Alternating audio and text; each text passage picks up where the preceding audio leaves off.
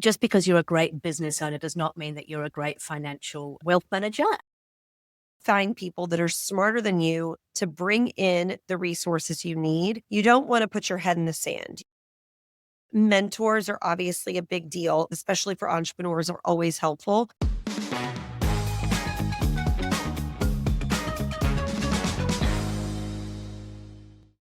Thanks for joining us on the Better Business, Better Life podcast. I'm your host, Debra Chantry-Taylor, and I'm passionate about helping entrepreneurs lead their ideal lives by creating better businesses. Because as I always say, life is too bloody short.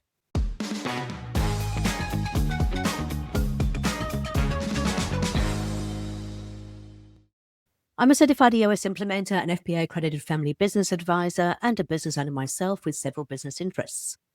I work with established business owners and their leadership teams to help them live their ideal entrepreneurial life using EOS, the Entrepreneurial Operating System. I use this podcast to share practical tips and tools about how you can improve your business and therefore your life to get more of what you want. Today's guest was diagnosed with leukemia in her teens and got told she had 3 weeks to live if she didn't do something. She had an entrepreneurial father and a conservative mother, and they helped to shape her money beliefs. She's passionate about seeing entrepreneurs live their dreams through managing their wealth effectively.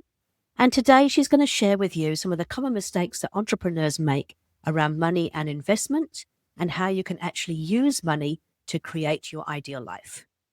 Michelle Taylor is a financial advisor at Gambin Financial Group. So welcome to the show, Michelle. It's lovely to have you here. Thank you so much. I'm happy to be here. So we've just been talking a little bit before we came on the podcast, and you have a really kind of interesting backstory. Would you mind taking us a little bit through, telling us how you got to where you are today and the things that you've done on that journey? Sure, I would love to. So when I was growing up, I was given 2 wonderful examples as parents. However, they are very stark contrasts of each other. When my parents got divorced when I was 5, my mom went back to work in the retail management space, and my dad was an entrepreneur. And my mom was very budgeted, very strategic and strict in how she approached money, but she also was always operating from more of a scarcity mindset, where my dad was an entrepreneur. And in the beginning, obviously, that requires a ton of work and not a lot of income coming in. So I got to watch him right next to him. He owns a window and door company. I used to go for rides in his truck with him to jobs, and I got to watch him build something that was significant. What my dad was able to teach me was quite a bit on how to deal with clients and how to pour into people to ensure basically that they were raving fans at the end of the day. And he did so much good in that space for me. However, when it came to money management and growing my money, there weren't a lot of conversations had. So what I quickly discovered was I was ill-equipped to make sure that my money story was one that suited me. I was diagnosed with leukemia as a teenager, and this was totally out of the blue. I had never even had a cavity and suddenly was dealing with something that they told my parents, it's highly curable, but if it's not treated within 3 weeks, she will pass away. So I learned then of some valuable lessons that I've carried with me forever on just not to sweat the small stuff and to tackle a problem, head on and one step at a time. And when I made it through and was in remission, I fell into quite a bit of debt, really got in some trouble just with trying to fill a cup that I wasn't even aware of at that point, but learned some really hard lessons on how to manage money, how to not spend more than you have coming in. And long story short, I ended up getting on the other side of that and wanted to become an entrepreneur. So I started one business venture, started another business venture, and in that time, met my husband. We had a financial advisor who was one of our best friends. And then I shifted into this space of consulting and wealth management. And here we are. Yeah, excellent. That must have been a real shock, like leukemia at a teenage age must have been a real shock to you. How did you initially kind of deal with that? I think avoidance, probably. I I pride myself on being an optimist, but in my, as I've grown and understood, looking back at my teenage brain, I remember saying to the doctors, "I've had colds that are worse than this." And they told me that my mindset was a huge benefit to me getting better as quickly as I did.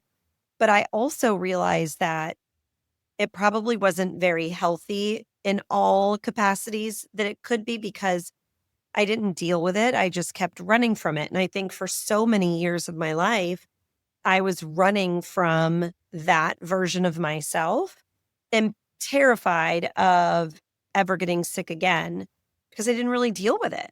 So, on one hand, it was so beneficial. It taught me to not, dwell on negativity. But on the other side, I also probably ran from it and never faced it head on like I needed to until I was a bit older. Mm. Okay.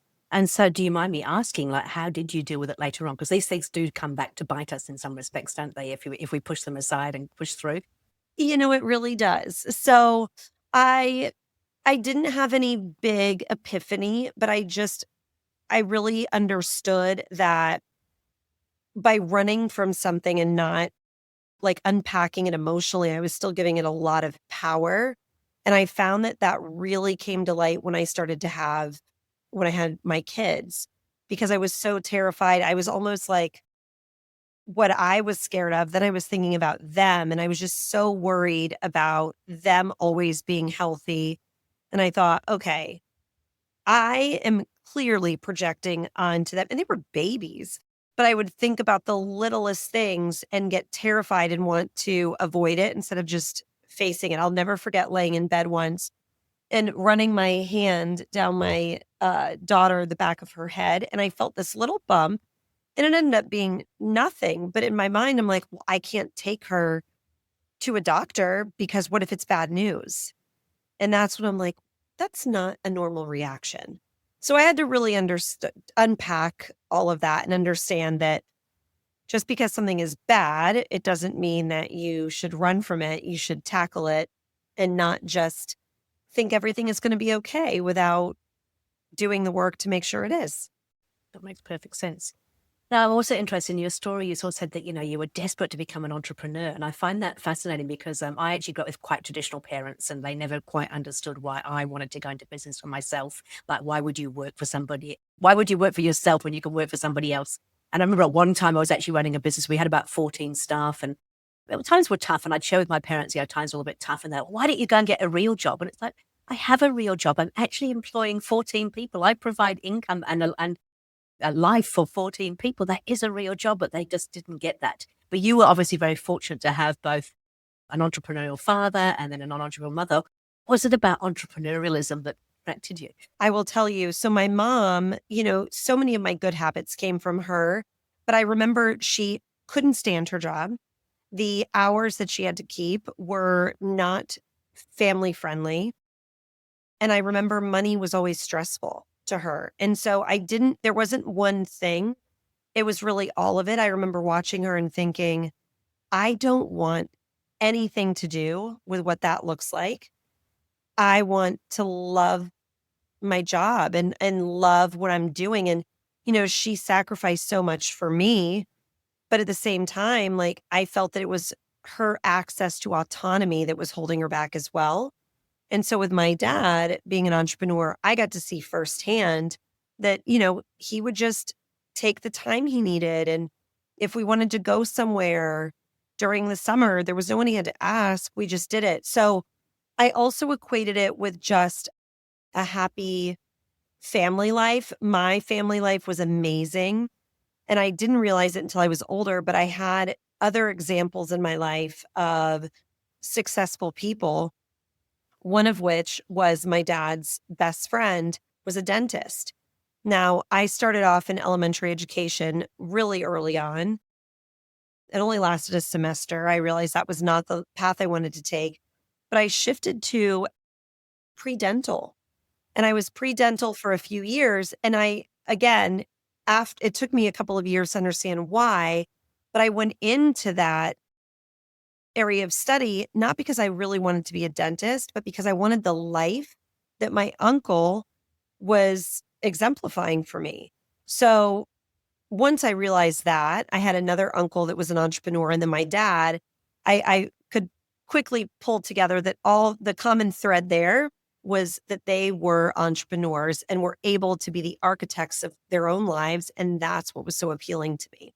It's interesting, isn't it? Because I know that that's what we all go into our own business for, is that freedom, that the ability to kind of have a great lifestyle, to do what we love with people we love and have time for other things. But it's not always like that, is it? So sometimes, I mean, you would have seen it with your father, I'm sure, is that, yes, there are some great times when that can happen, but there are also some pretty tough times as well. Do you remember your father going through tough times in the business? I remember watching him in 2008 here in the States. Obviously, we were in a pretty dire situation with the big recession, and he struggled a bit there. Business did okay, but he had a partner in about 2009, 10 that was making things really difficult for him. And I will never forget walking in to his house, and he was on the corner of his bed crying because he didn't know how he was going to pay payroll. And that is nothing I'd ever seen from my dad. And I was so uncomfortable at first because I didn't know what to do or how to approach it. But that was a good example of, it's not easy, especially when you just referenced you're providing a life for 14 people. And when, you're going through something difficult, there are a lot of people that are affected. And I think that that's one of the things that for entrepreneurship isn't, one of the best parts of it. It can be a driver for all of us to push harder and to make sure that those things are being accomplished. But at the same time, it's very real and very scary how quickly things can turn. And I know that you also mentioned that, you saw these two different kind of money mindsets, I suppose, in terms of your mum and your dad. And I know that working with entrepreneurs, often we're not so good at the financial side of things. In terms, when I say not so good, it's like we enjoy life as well. And so I know personally, I have to speak from personal experience. There have been times when the money has been rolling in, and so we've had all the toys, the cars, the house, all that kind of stuff. And then you get into some tough times, and you realize you haven't really prepared yourself particularly well for the tough times. From a financial advisor perspective, you must see that a fair bit, I'm assuming. All the time. It's easy to want to enjoy the fruits of your labor and think that, and it's interesting because we are entrepreneurs. There is the sense of urgency, I think, is not there because we have the power to go out and just, we think, make more money when we need it. And that's not always easy. Yeah, that's true. I mean, I've just certainly bounced back a few times from sort of a couple of business disasters, and you can always make more money, but it comes with stress, and it comes with a lot of hard work as well. So, as a financial advisor, you're now working with entrepreneurs and helping them with their financial thing. Tell me a bit about what you do with them. Like, what is a financial advisor role? So we do things a bit differently here. Because we have a focus of working with entrepreneurs, we're not just talking about putting your money in the market. For example, one of the biggest things that is a cheat code, if you will, for entrepreneurs to grow and scale their business is access to capital. So if you're sitting down with a traditional financial advisor, one of the things they may be telling you is to put your money either into retirement accounts or into the market. The reality is, it's a very strong possibility that just putting your money into the market without understanding the big picture, your investment strategy could be in direct competition with your business strategy. So we are looking at things from a 30,000 foot overview and making sure that we're addressing one, a full risk management audit. So understanding, are all of the documents for your business in order? Are you keeping up with the filings every year? Do you have the right insurances in place with, general liability, if you've got people working for you, to make sure that you're protected, essentially making sure that nobody can ever take what you're building and you only have to get wealthy one time. We do a lot in the tax planning space. Here in the States, business owners are always at odds with trying to figure out not only how to make more, but to keep more of their money. And then putting your money to work for you in a way that we can leverage it. So when you spend $1, we want to make sure that, if possible, we're able to leverage it with a line of credit so that it's able to work for you in multiple places. And that's really how you grow true wealth. And then the last piece is really understanding exit strategy, succession planning, estate planning, and ensuring that what you envision for the end of your business actually happens. Actually, it's really true. I mean, I know a lot of people kind of think that a lot of younger people go into a business with a very, very clear exit strategy because they have in mind that they want to sell the business. But I noticed that with people who've been around for a while, they often haven't really thought about it, because it's really only when you get to a certain age that you start thinking about, well, what's going to happen if I want to retire? Or I work with a lot of family businesses, and often they haven't really thought about how it will actually be handed down to the family, or if the family's even interested in actually taking over the business. So there's a lot of work to be done around what you really want as your end goal, isn't there? And I think a lot of people don't think about that until it's perhaps a little bit too late. Sure. And you bring up a great point. You should be thinking through these things and having these conversations years in advance so that you can prepare and be ready for an exit or to pass it on to someone in your family, and not have it feel frantic because you're trying to put pieces together that would have otherwise already been put together. Yeah. I often have clients, as you know, I'm an EOS implementer. I often have clients who come to me who say, we're looking to build up the business and sell. And I say, what's your time frame? And they're like, within sort of 12 to 18 months. It's like, really? We need about 3 to 5 years to really get the business Yes. pumping to a point so you can get the best return from it. I'm not saying, sometimes it can happen a whole lot quicker, but you've got to really start thinking early on and making those changes early on so you can put the system in place to actually realize that. Absolutely. You have to have a long runway to be as successful as you can with a sale. So tell me a little bit about, what's the biggest mistake that you see people make in entrepreneurship and their finances? Oh boy. Well, growing and scaling is always something that someone wants to do. I think when they grow quickly, they try and integrate and implement a lot of different things at the same time. I have seen firsthand that that can be problematic. The old saying, you want to hire slow and fire fast. That can be really superimposed onto any aspect of business. You want to make sure that the decisions you're making are super intentional, but when you know they're not working, you want to pivot quickly and get to a point where you're moving the canoe in the right direction. So I feel like that is something that so often business owners, especially entrepreneurs, are visionaries. So there's always a ton of great ideas that we want to get going really quickly.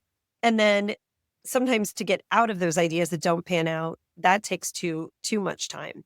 So I would say that that's the biggest thing that I see, is definitely around growing and scaling, and also just leaving yourself open to vulnerability around liability, understanding how somebody can come in and potentially take what you're building. That has to be a primary focus as well. We want to make sure that all of those, the possible leaks, are plugged before you're out to sea. Makes perfect sense.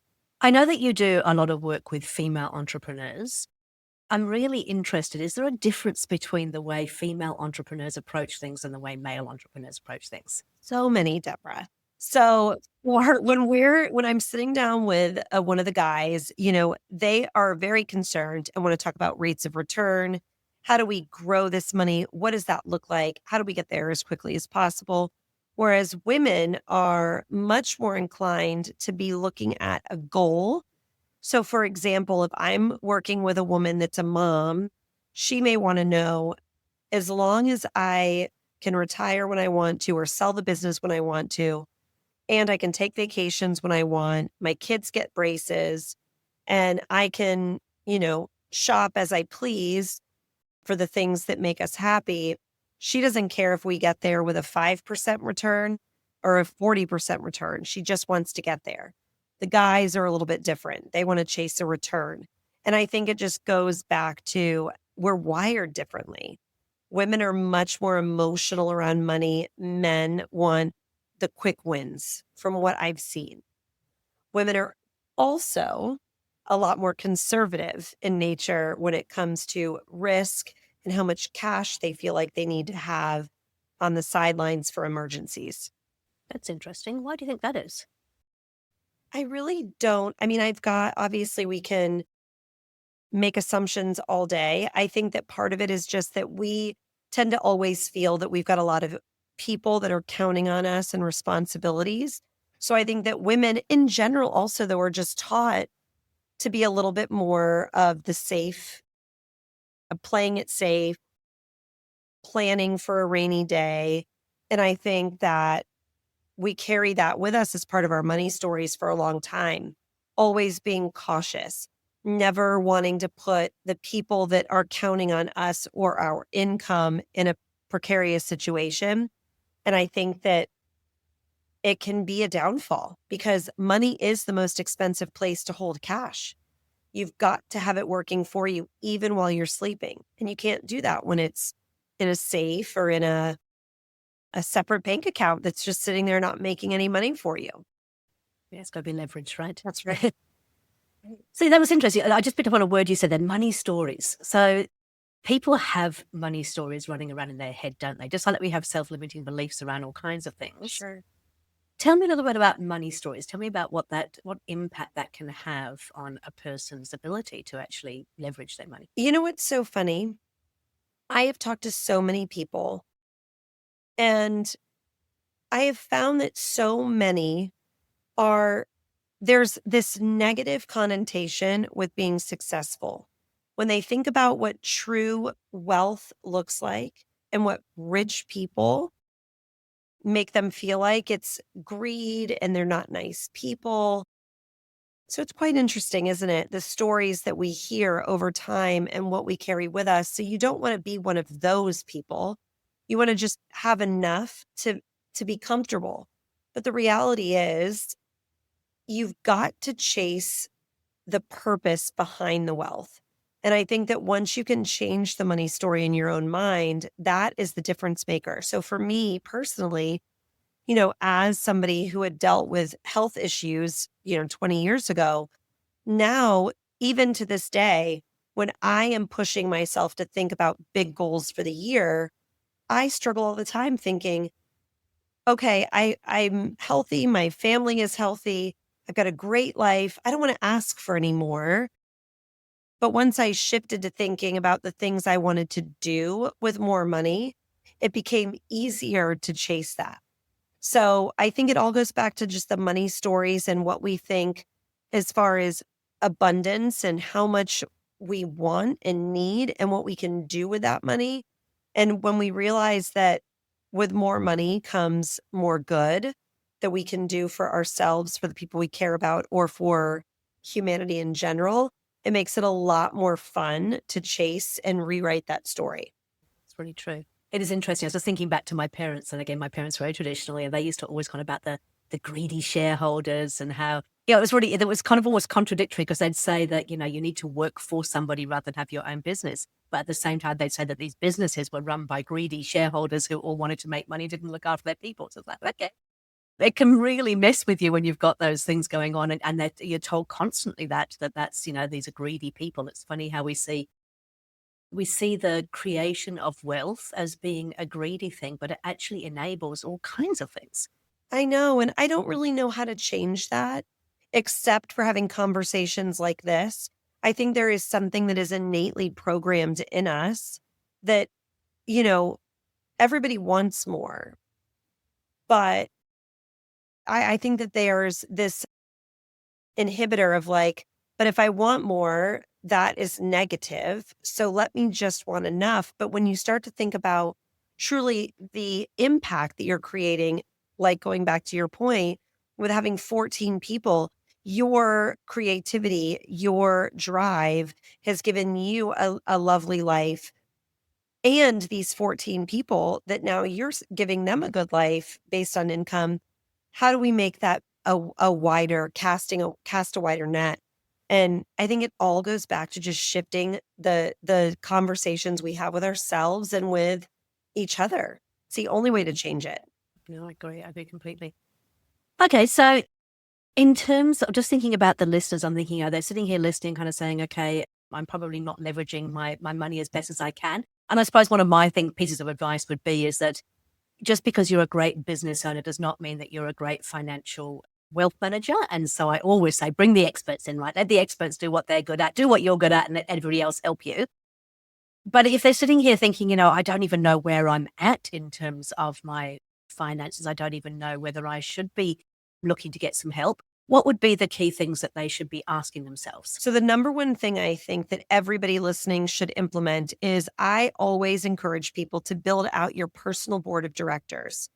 And that may sound a little bit strange because you're not a nonprofit, but think about building out at your table the relationships that you need. And obviously, that's going to differ based on where you're at, what career path you're on, what if you have children or not, how old you are. But ultimately, having those trusted relationships at your table to ensure that whatever life throws your way, you are able to be equipped with the knowledge and resources you need to get through it.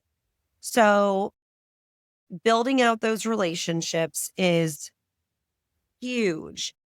Knowing the questions that you need to ask to make sure that the relationship is one that is fruitful are huge.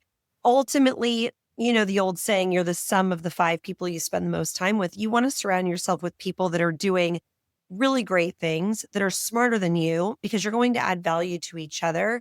And as entrepreneurs, if you're spending too much time in your numbers and in the financial piece of your business, you're probably lacking in other areas.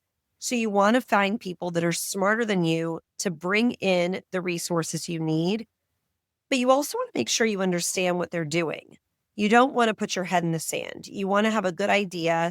You want to know what you don't know and then understand it enough to then delegate it to others because your time is more valuable spending it focused in areas that those people can't help you with. So bringing in the right board of directors, understanding who they are, what questions to ask, and then understanding what problem they're solving for to the extent that you need it to check their work, but then delegating to them and letting them do what they're good at, and you do what you're good at.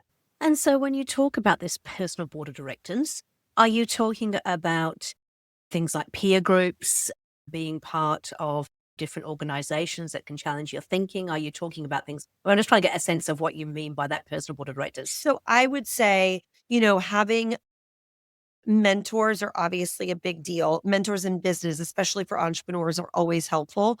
But somebody to help with, for example, knowing your books, like a bookkeeper, really understanding what's going on, a fractional CFO if you need them, somebody to help with taxes, an estate planning attorney. So somebody that would help with those exit strategies and trusts getting set up for your families. Having a wealth manager come in, having someone like you come in that's advising on the overall businesses, really just understanding all of the parts that go and the pieces that go into the puzzle and knowing that there is somebody out there that can navigate that piece of the money story or the financial picture for you so that you don't have to. Even like a business attorney, understanding, when you have contracts come across your desk or you're trying to negotiate different deals, having somebody that will understand those and walk through it with you to make sure that you're doing what's in your absolute best interest. It's kind of like the delegate and elevate tool we talk about in business, right? If you can just stick to what you're really good at and what you love, that's where you'll add the most value. Let everybody else do the things that you are not so good at and perhaps don't like, because that's the worst space to be in, because A, you're going to make mistakes because it's not your wheelhouse. And B, it's one of those things where you're doing stuff you're not good at and you don't like, you're in that negative headspace. And it's like when I'm doing the cleaning at home, and I don't do it very often. I do have a cleaner these days, but whenever I was doing it, I could do it, I was okay at it, but it was more that I hated it. I'd sit there going, oh my goodness, I can't believe I'm doing this. I hate cleaning. Yeah. Yeah. And that's what we're talking about, isn't it? It's kind of delegating and elevating. So you're doing the stuff that you love and are really great at. That's right. And so often we find ourselves stuck in doing tasks that are $10 tasks instead of delegating those out and focusing on the things that are going to make you as profitable as possible as a business owner. Absolutely. Okay. So that's the first great tip. So get yourself a personal board of directors. Make sure you've got those knowledge and the resources that you actually need to allow yourself to really work in your zone of genius, that you can then do the things that will add the most value to your business. What other top tips do you have for us, Michelle? I would say that you want to determine how much cash you really need to keep access to so that you're off of the roller coaster of being a business owner. You want to make sure that you have enough to keep the business running if something terrible were to happen. The people that were the best equipped to get through COVID were the ones that had enough cash to keep things running. But at the same time, you don't want to have too much. You want to understand your business enough to know what the goal is. If the goal is to keep things status quo, or is it to grow and scale? Is it to hire new people to hit these milestones we have for ourselves?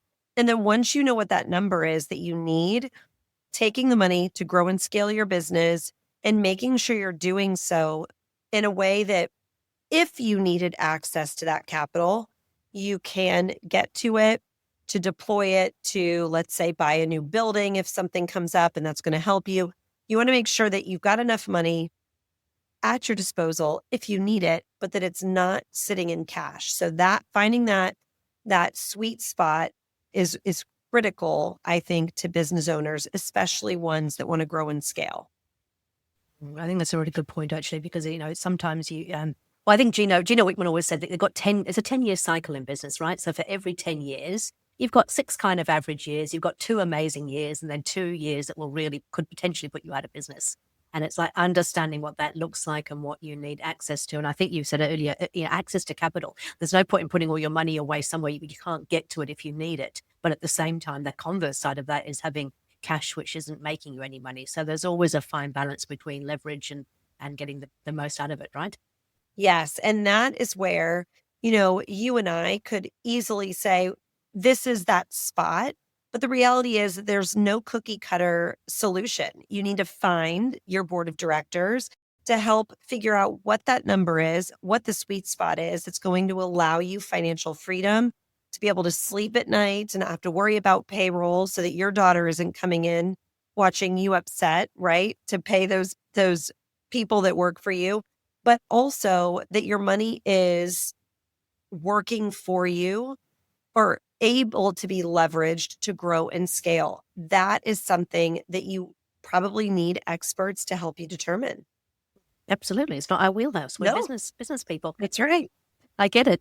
Okay. And the third and final tip? I would say the third and final tip is to stay away from shiny objects. It's so easy.